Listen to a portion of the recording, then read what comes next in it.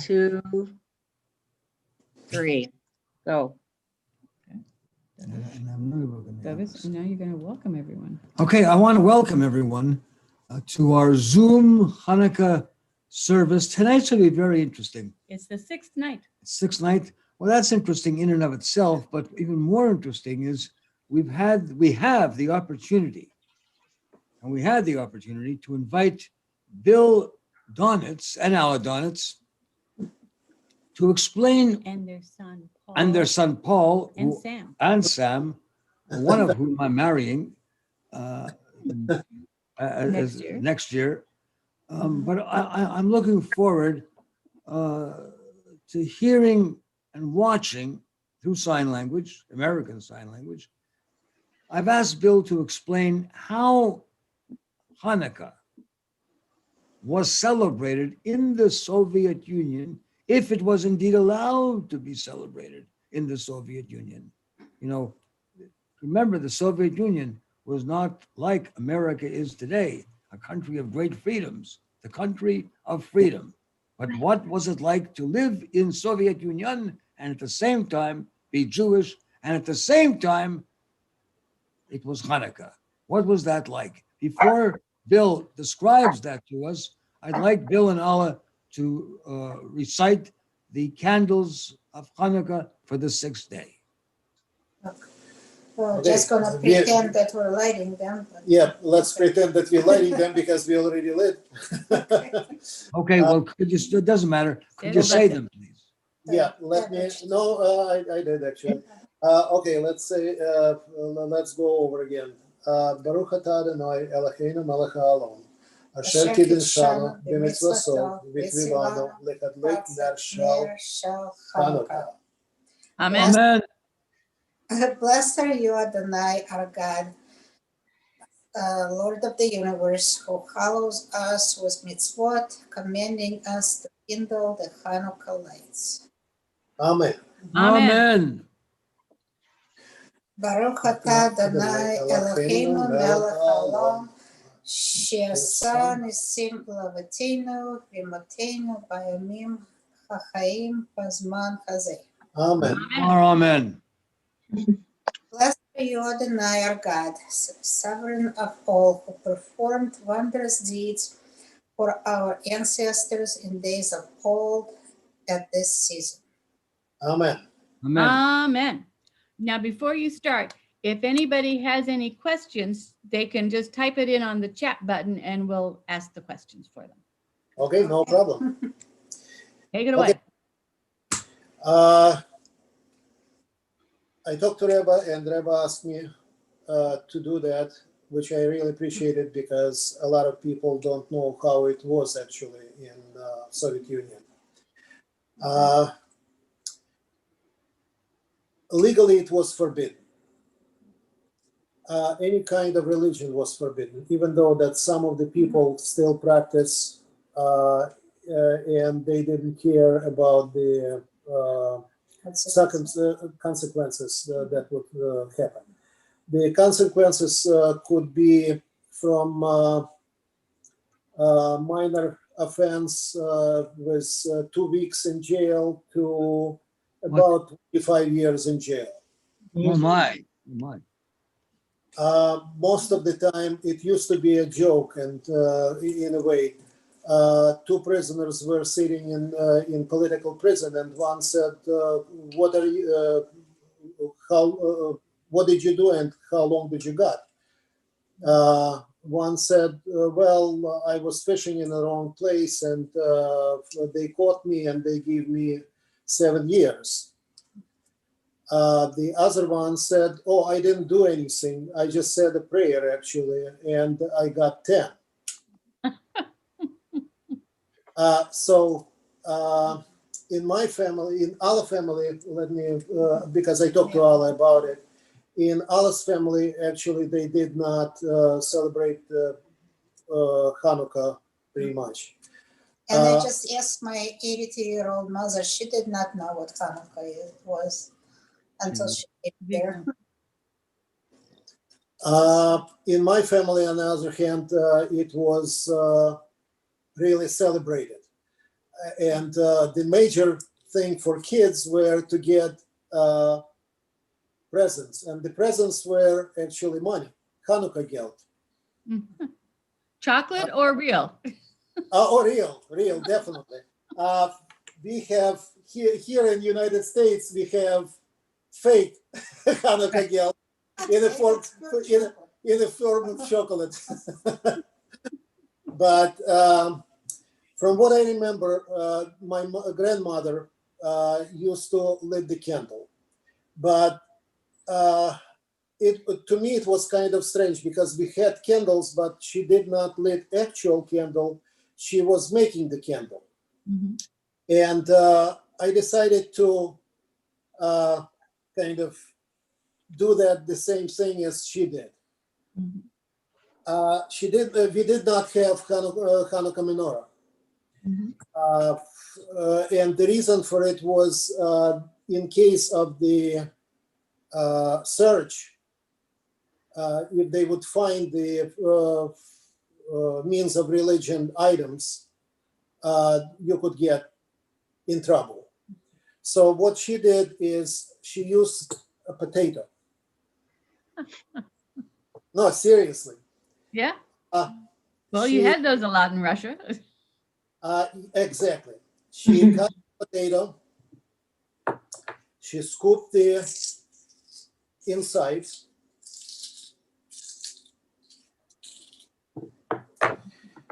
She used the thread, cotton thread, and she made the twine. She put it inside of the potato, which I'm going to do, and I'm doing that.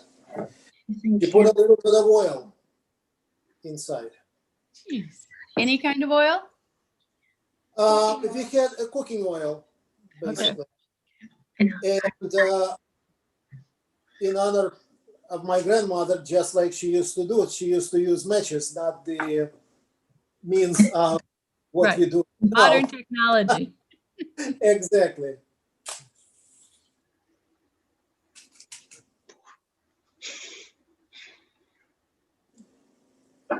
Put it up, and we'll say the prayer. Look at that. Look at what, Piggy? He made a menorah from a potato. So we were started searching on the internet. That's what Jews did during the war in the ghetto. And here it They is. saved their potato. Because they couldn't use real. Now, Chris Malwitz wants to know, where did you pray? I mean, you didn't have synagogues, right? Oh, yeah, we did. In Kiev, we had synagogue. From what I remember, my grandmother and my father used to go there. My mother did not. And on the way to synagogue, they used to pick up my grandmother's siblings, which is 10 of them. And they used to go to temple. My mother's generation actually did not go to synagogue, except, as I said, only my father, but because originally he was born in Romania. And in 1940, when Soviet Union took part of the Romania, which is Bukovina, Bessarabia, and Moldova, it became the Republic of Soviet Union. So he came back to, I mean, because his family was there, so they allow him to go back to his place, to his family, kind of. So that was 1940. A year later, by the way, when he came back home, they used to own the land, which they leased to farmers, and that's basically that was their source of income. When Soviet Union took that area back, if I can say back, they took it from Romania before the war. They nationalized all of the land. So means of source of income disappeared. Right. So they asked my father. My father was one of the 7 kids in his family. My grandfather, his father passed away before the war, before the 1940, and his older brother was running kind of family in a way. And between my father was the youngest one. Between them, it was 5 sisters of my father, which is 5 of my aunts. Unfortunately, all of them perished in Holocaust. Mhm. My grandmother, my uncle, and 5 aunts. My father, when he came, he went to Chernivtsi, which is capital of Bukovina. He was working at the factory, and he was sending the money to his family. And a year later, the war started. They gave him the Russian uniform, military uniform, Russian rifle, and he was start marching east.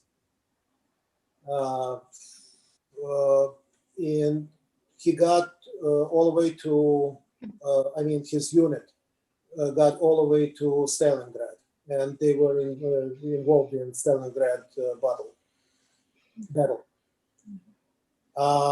So when in 1943, Stalin have released, after the Battle of Stalingrad, and they won, he released the minor nations, which is Jews and Romanians, and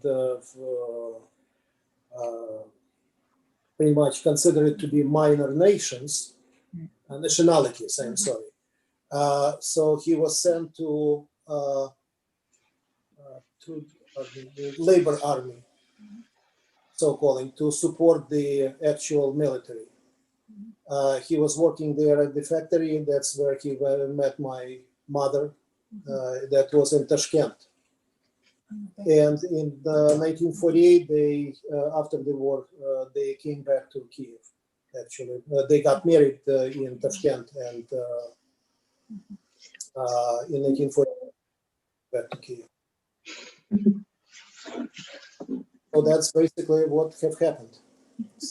In your traditions more than Uh, people that already lived under Soviet Union. yes. Right. As I said, my father never kind of paid too much attention to Communist Party, and that's why he used to go to temple. My grandmother, of course, and her siblings also didn't care much about what is going to happen. I mean, they believe strongly into the religion, and that's basically what have happened. By the way, my grandmother, Grandma Sima, she used to live with us. So would they be discriminated against in terms of getting jobs? I mean, if people knew that they went to the synagogue, would they go regularly? It was not officiated. It was not. You had to keep quiet. You don't talk about it, and you just do whatever you want to do. Take a risk, but you keep quiet and you don't tell anyone. Now, was there a rabbi? As a matter of fact, my grandmother, here we call it membership, but in Soviet Union, from what I remember, she used to buy a seat in. For the holidays. Yes, rang one time. I think it's Van Bowman. She had her own kind of chair with her name in it, and whenever she comes to temple, that was her kind of chair to sit. It was on the 2nd floor, I remember. And but sometimes when she was sick and she did not come to temple, we used to get the phone calls. We used to get visitors immediately. What have happened? How come? In Yiddish, "Vostrapelis," why Sima is not here? Well, it's good to know, people checking up. Now, was there a rabbi or who led services? Yes, yes. It was Rebbe who led the services in synagogue, and I used to, when I got older, and I used to work not far away from synagogue. So I used to go to pick up matzah from temple for Passover. I was at the time, first time I went there, it was 19, I believe. But not When I for got- services. No, not for services. My father told me not to do I that. think people who finish that count. He probably figured it'd be better for you professionally. Uh, And Exactly, not Yeah. to, even though that company that I used to work for was quite Jewish, I might say. From about 500 people who were working, I would say about 330, 350 were Jewish. my goodness, that's a, In the engineering department where I worked, from 15 people, 14 were Jewish. The 15th one were married to Jew. Well, We used to call her honorary Jew.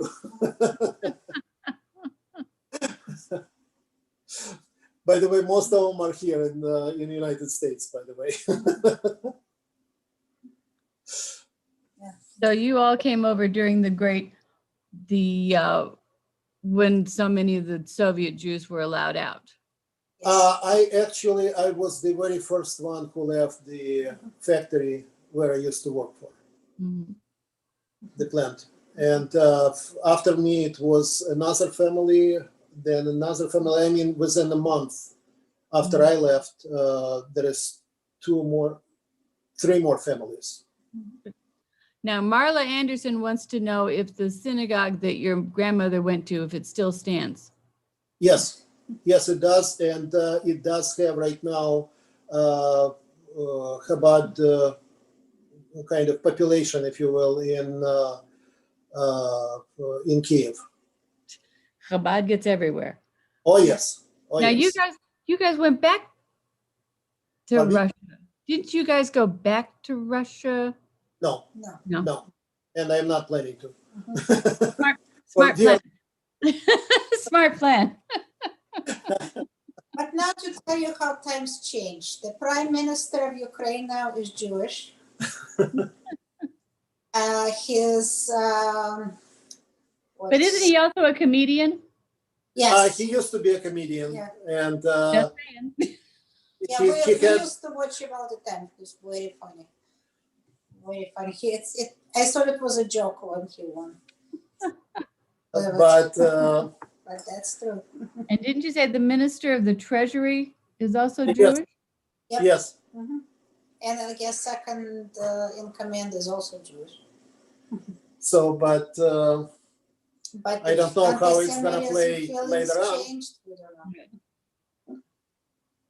but Now, in the old days, was the Ukraine more Jewish friendly? Mm, no, No? just like it is right now, Mhm. pretty much identical. Yeah, somebody destroyed a giant menorah that they put just yesterday.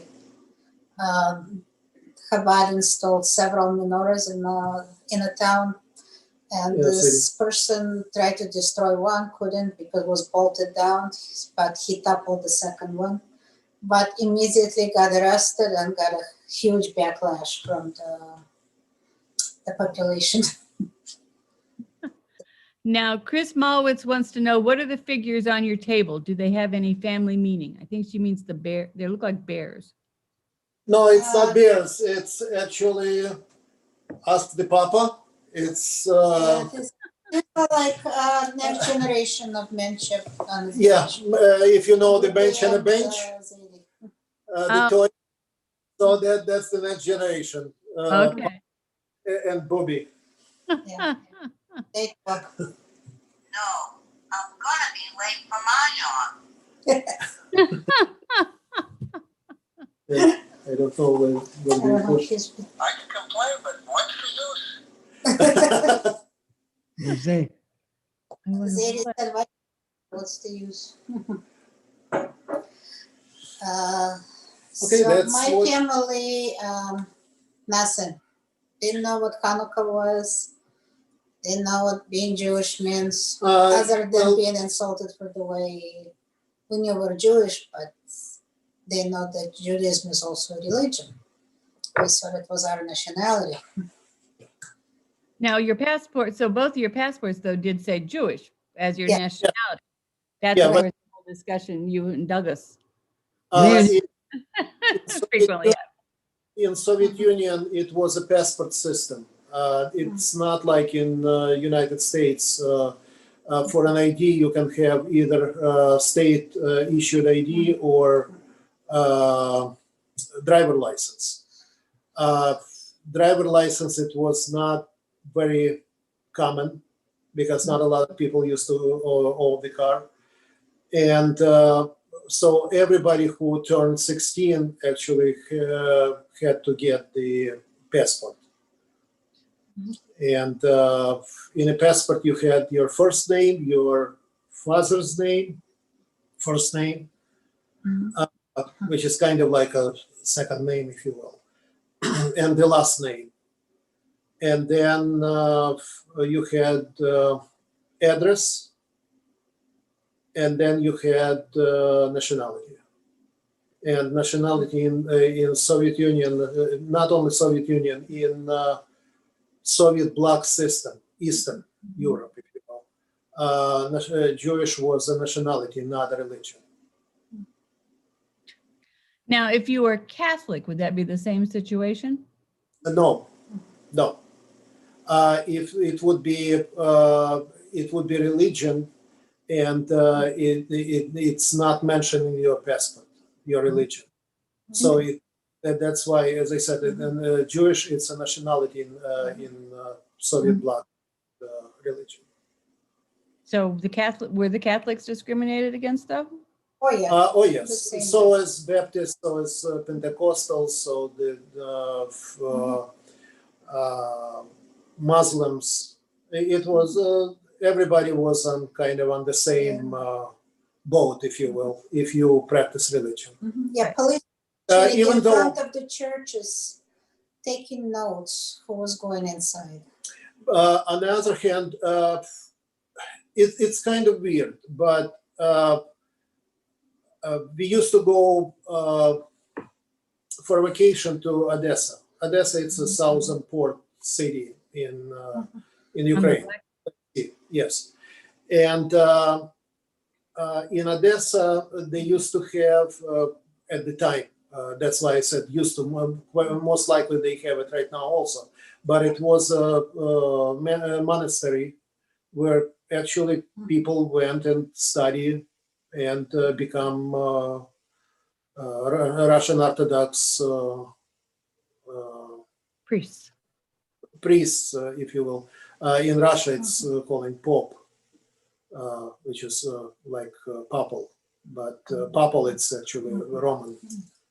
Right. Now, But- Marla Anderson wanted to know what you think of the situation between Russia and the Ukraine. Ridiculous. Be resolved.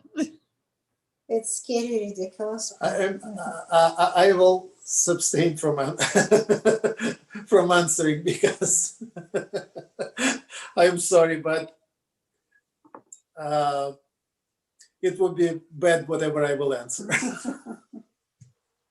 Okay.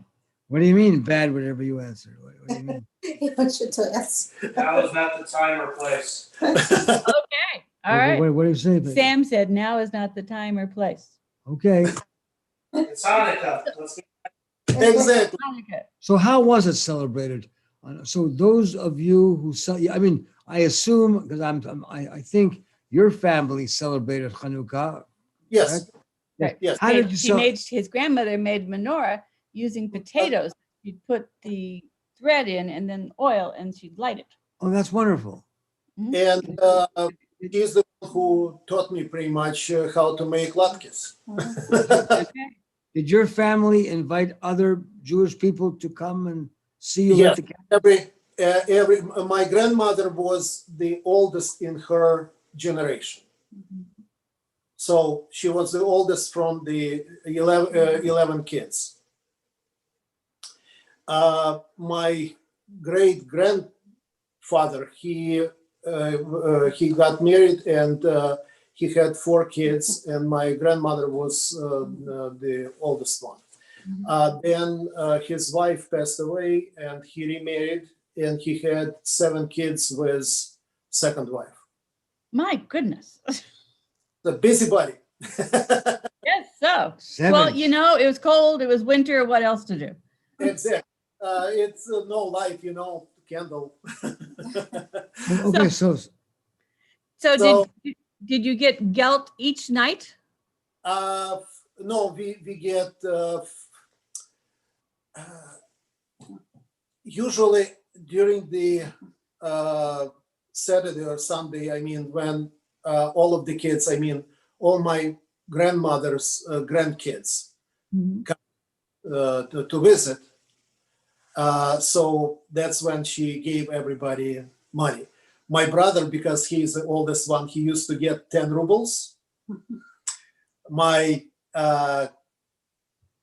3 actually first cousins, they used to get 5, and my kind of age, if you will, we used to get 1. You were young. What would you do with it? We were young. For us, 10 or 1 would be the same thing. She actually she passed away when I was in '63. I was 8 years old. I was with her. She used to rent kind of room in a forest in the suburbs, and I used to be with her, and my mother actually came over to pick me up because I had to go to pioneer camp. Summer. Pioneer? Yeah, summer camp. Okay. So the day when I left, she passed away the following night there. And my parents and my brother didn't let me know until I came back from the camp back home. So I was kind of upset at the time, very much. So but did you also sing songs with gusto and loud so the neighbors could hear you? Or did you have to sing For softly? Hanukkah. for Hanukkah, not really. No. Any special foods besides you- the lot? She used to resign. She is the one who resigned the prayers when she lit the Yes. candle. And most of these things were talked to us in Yiddish. Mhm. So most of us did not understand Yiddish 100% because it was forbidden language. Right. Same with Douglas. His parents, when they didn't want him to know something, they'd say it in Yiddish. My parents spoke Yiddish when they didn't want us to know something. So we do that kind of here when we don't want our kids to know something. We speak in Russian. They're all over. Now, Marla Anderson wants to know, what's your favorite movie or documentary that accurately depicts life in Russia or the Soviet Union? There is actually quite a few of them, especially right now. But again, you need to know Russian language in order to see to understand, because a lot of words they're using as a slang words, and person who even who learn Russian language here in the United States or somewhere abroad, let's say, which is not native language, most of them they would not understand half of the movie. Even though that they would know literature, if I would say literature language or Russian language as they were taught. Yesterday, as a matter of fact, we were watching the movie Brother. That was what have happened in 1990s after the Soviet Union have ceased to exist. And it was, honestly, it was very brutal and very scary. What was But going it's on about there. the criminals. It about the criminal kind of life in Russia. From what I understand, not a lot have changed since.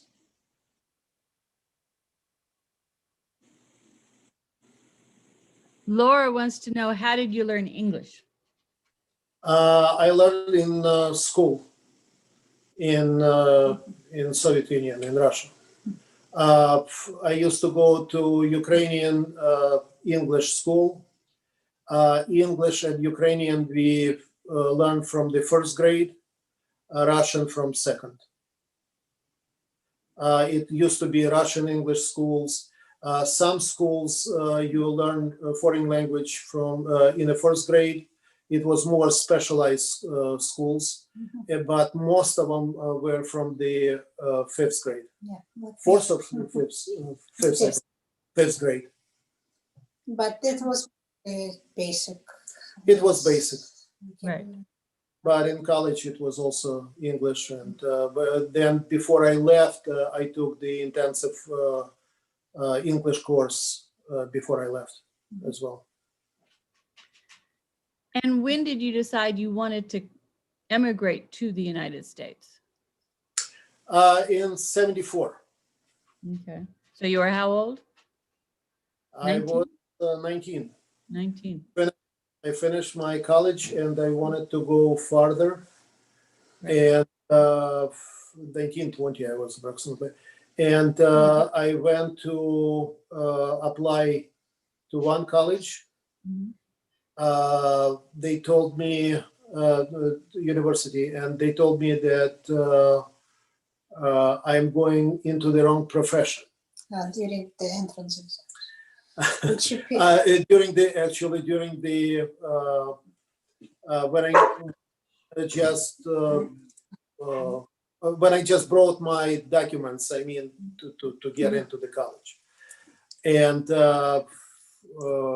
so I went to another place, to another college, which was in Belarus. And the city was Novopolotsk, I remember. It's Novopolotsk Polytechnical University. And I took the entrance exam. It was 4 entrance exams, Russian, 2 math, and physics. So I took, they actually needed me there because it's weird the way it's happened. My uncle, he used to work at the factory where they make computers. And the head of the physics department of that university, he came over, he needed some parts. In Russia, it's kind of weird the way you get the parts. You do the favor for a favor only. So my uncle called me and he says, I don't remember what have happened, but did you got in the college or not? I said, no. He said, would you go to Belarus? I says, yeah, I will. What's the deal? So he explained it to me. I went there and I had A on my written math. I had A on my verbal math. I had B in Russian language, and I had to go to take physics. So I do know physics quite well. And it was one of my favorite subjects, if you will. So I pulled the questionnaire Ticket. that we used to call tickets, Mhm. but it had three questions, two theoretical and one practical. You had to solve the problem. So I sit down to prepare, and it used to be two people, two professors sitting, and I don't know how to even to explain the way it works.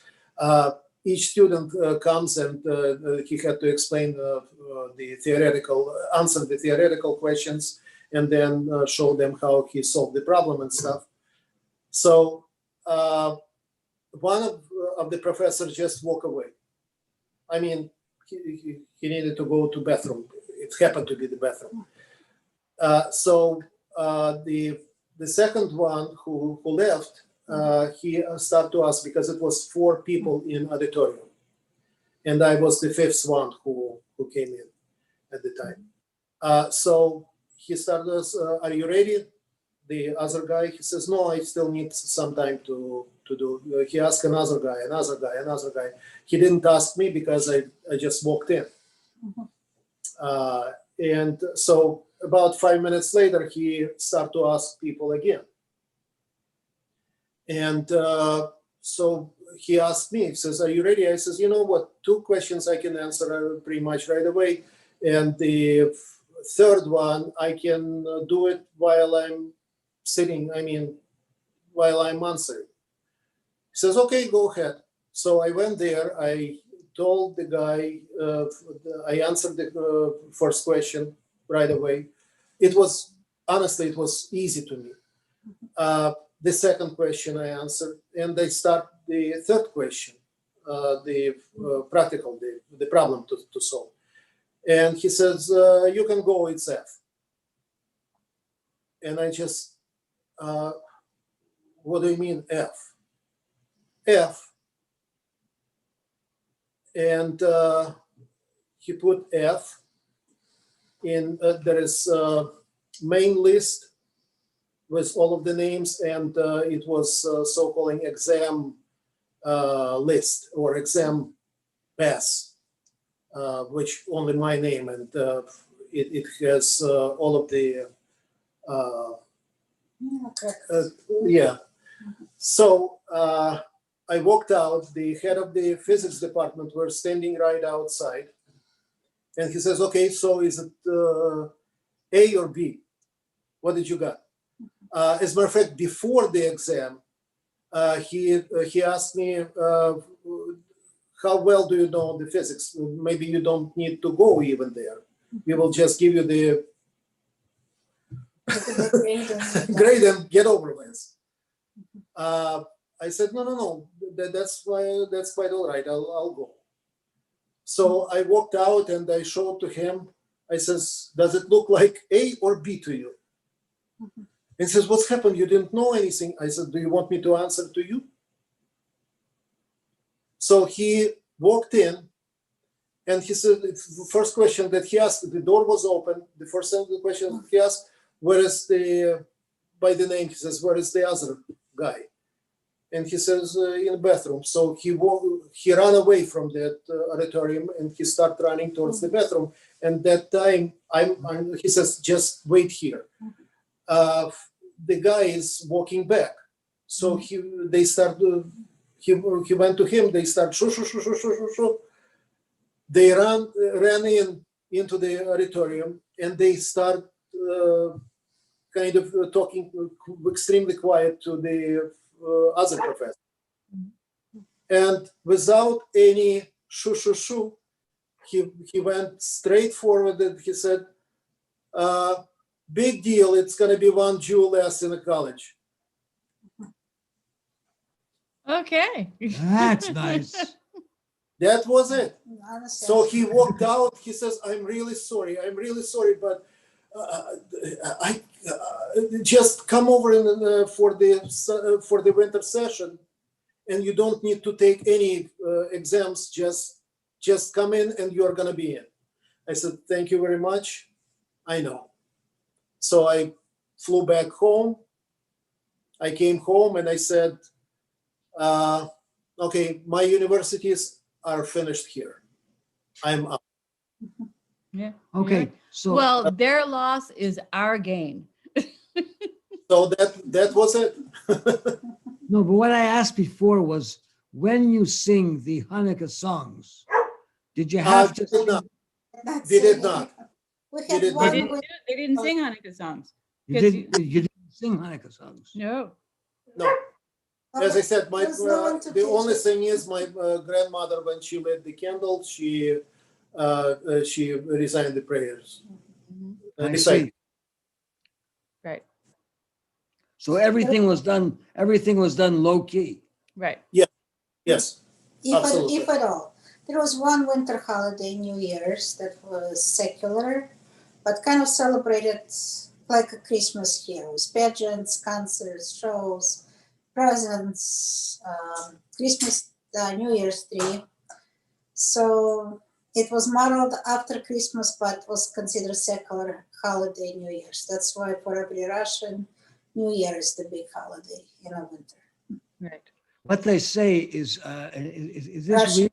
is this rumor that but one holiday, Simchat Torah, was celebrated with many people in the streets. Is that true?